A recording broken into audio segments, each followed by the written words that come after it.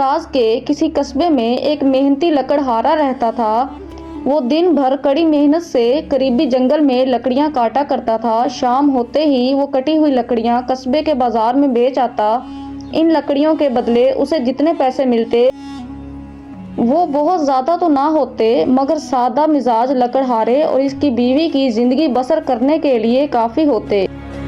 دونوں میاں بیوی کے ہاں کوئی اولاد نہیں تھی، جس کی کمی دونوں کو محسوس ہوتی تھی، اور وہ نیک اولاد کے لیے اللہ تعالیٰ سے دعائیں مانگتے۔ بچوں کی غیر موجودگی انہیں بہت افسردہ بھی کرتی تھی، مگر اسے اللہ کی رضا جان کے مطمئن ہو جایا کرتے۔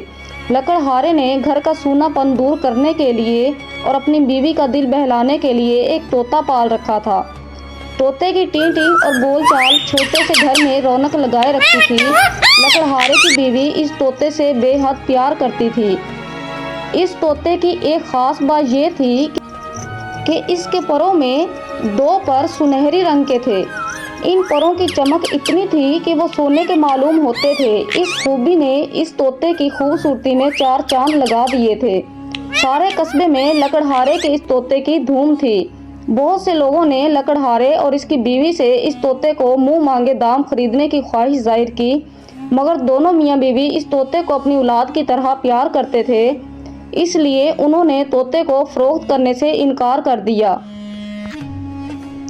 اس قصبے میں رحمو نامی ایک لڑکا بھی رہتا تھا، جو قصبے کے واحد حلوائی کا اکلوتا مگر نکما بیٹا تھا۔ حلوائی کی شدید خواہش تھی کہ رحمو بھی کاروبار میں اس کا ہاتھ بٹائے، مگر رحمو کا کام دن بھر شوخیاں بگاڑنا اور جادو کہانیاں پڑھنا اور سنانا تھا۔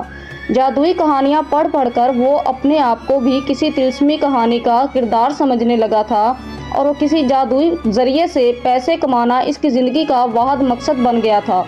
اس نے جانے کہاں سے سن لیا کہ لکڑہارے کا طوطا کوئی عام طوطا نہیں ہے، بلکہ یہ ایک جادوئی طوطا ہے۔ اس کے دونوں سنہری پروں کو روشنائی میں ڈبو کر مخصوص طریقے سے جو بھی لکھا جائے گا وہ سچ ہو جائے گا، جو تصویر بنائی جائے گی وہ حقیقت کا روپ دھار لے گی۔ یہ سب کچھ جانتے ہی وہ لکڑہارے اور اس کی بیوی کے پیچھے پڑ گیا کہ وہ کسی نہ کسی طرح طوطا اس کے ہاتھ فروخت کر دیں، مگر دونوں نے ہمیشہ کی طرح اس بار بھی انکار کر دیا۔ ان کے اس درجہ انکار کرنے نے رحمو کو شک میں تبدیل کر دیا کہ یہ طوطا واقعی ہی جادوئی طوطا ہے، جس کی بنا پر یہ لکڑہارا اور اس کی بیوی اسے فروخت نہیں کرنا چاہتے۔ اب حال یہ تھا کہ رحمو طوطا حاصل کرنے کے لیے دن بھر مختلف منصوبے بناتا۔ بہت سوچ بچار کے بعد وہ اس نتیجے پر پہنچا کہ اس طوطے کو چرائے بغیر کوئی اور طریقہ نہیں ہے۔ لکڑہارے کے گھر کی دیوار زیادہ اونچی نہیں تھی۔ رحمو کے خیال میں رات کے اندھیرے میں وہ آسانی سے اس دیوار کو پھلانگ کر طوطے کا پنجرا اٹھا کے لا سکتا ہے۔ طوطے کے شور سے بچنے کے لیے اس نے 2-3 ہری مرچیں بھی رکھ لی تھی۔ ایک رات جب سب گہری نیند سو رہے تھے، رحمو اپنے گھر سے نکلا۔ اس نے کالے رنگ کا لباس پہن رکھا تھا، جس نے اسے تاریکی کا حصہ بنا دیا تھا۔ سارا قصبہ سنسان پڑا تھا، دور دور تک کوئی نظر نہیں آ رہا تھا۔ وہ احتیاط سے چلتا ہوا لکڑہارے کے گھر کے پاس جا پہنچا۔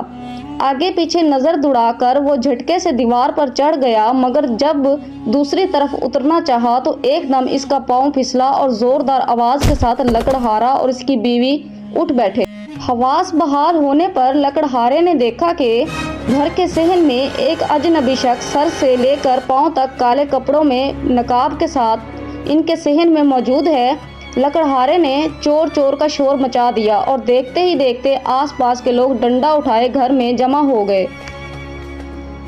چور کو دیکھ کر سب کو بہت غصہ آیا۔ سب سے پہلے تو انہوں نے ڈنڈے سے اس کی خوب طبیعت بنائی، لیکن جب رحمو کی کراہنے کی آواز زور زور سے آنے لگی تو انہوں نے اسے اٹھا کر ایک چارپائی پر لٹایا اور اس کا نقاب ہٹا دیا۔ نقاب کا ہٹنا تھا کہ رحمو کی شکل سب کے سامنے آ گئی۔ لوگوں پر حیرت کا پہاڑ ٹوٹ پڑا۔ چھوٹے سے قصبے میں یہ سب لوگ ایک دوسرے سے واقف تھے۔ رحمو کے ابا سب کی نظر میں ایک شریف انسان تھے۔ کوئی سوچ بھی نہیں سکتا تھا کہ اس کا بیٹا رحمو اس طرح چوری کرتے ہوئے پکڑا جائے گا۔ رحمو کا بھی شرم اور درد سے برا حال تھا۔ اس کا دل چاہتا تھا کہ زمین پھٹ جائے اور اس میں سما جائے۔ تاکہ اسے لوگوں اور اپنے ابو کا سامنا نہ کرنا پڑے، مگر اب پچھتانے سے کیا ہو جب چڑیا چگ گئی کھیت۔ اس کے والد کو گھر سے بلایا گیا، وہ آئے اور غصے میں لگے اس کو مارنے پیٹنے۔ بڑی مشکل سے قصبے والوں نے رحمو کو بچایا، سب اس کی اس گھٹیا حرکت کی وجہ جاننا چاہتے تھے۔ پہلے تو ندامت کے مارے رحمو کی آواز نہ نکلی، مگر جب لوگوں نے اس پر دباؤ ڈالا اور دھمکی دی تو چاروں نچار اس نے اپنا منہ کھولا اور اپنی بے وقوفی کا سارا ماجرا اسے کہہ سنایا۔ رحمو کی بات سن کر کچھ لوگ تو قہقہ لگا کر ہنس پڑے اور رحمو کا مذاق اڑانے لگے، جبکہ کچھ لوگ جو اب بھی بھوت پریت اور جادو ٹونوں کو حقیقت مانتے تھے وہ اس بات کو آزمانے کا مشورہ دینے لگے۔ لکڑہارا اور اس کی بیوی اس بات کے سختی سے مخالف تھے کیونکہ اس سے ان کے طوطے کو تکلیف پہنچتی، مگر جب سب کا اصرار بڑھا تو انہیں بھی اجازت دینا پڑی۔ کینچی لائی گئی اور طوطے کی ٹیں ٹیں کی پرواہ نہ کرتے ہوئے اس کے دونوں سنہری پر کاٹ دیے گئے۔ پڑوس کے گھر سے روشنائی لا کر رحمو کو دی گئی اور کہا کہ وہ بھرے مجمع میں جس طرح چاہے اپنی تسلی کر سکتا ہے۔